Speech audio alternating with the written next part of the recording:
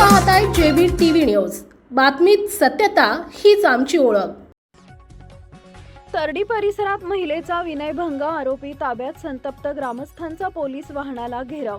शिरपूर तालुक्यातील तरडी परिसरात महिलेचा विनयभंग झाल्याची धक्कादायक घटना घडली असून या प्रकारानंतर गावात काही काळ तणावाचं वातावरण निर्माण झालंय। पोलिसांनी तातडीनं कारवाई करत संशयित आरोपीला ताब्यात घेतलंय। मिळालेल्या माहितीनुसार शैक्षणिक संस्थेच्या बांधकामाच्या कामासाठी आलेल्या परप्रांतीय मजुराकडून हा प्रकार घडल्याचा आरोप आहे। घटनेची माहिती समोर येताच संतप्त ग्रामस्थ मोठ्या संख्येनं एकत्र जमले। आरोपीला आमच्या ताब्यात द्या अशी मागणी करत काहींनी पोलीस वाहन अडवण्याचाही प्रयत्न केला।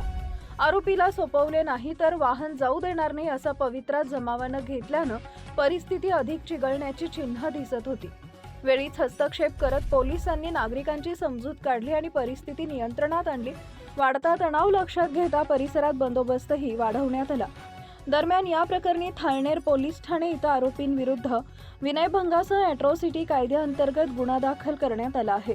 पोलिसांकडून पुढील तपास सुरू असून घटनेबाबत अधिक माहिती घेण्याचं काम सुरू आहे। या घटनेमुळे परिसरात संतापाचं वातावरण असून आरोपीवर कठोर कारवाई करण्याची मागणी नागरिकांकडून होत आहे। मुख्य संपादक जतीन बोरसे।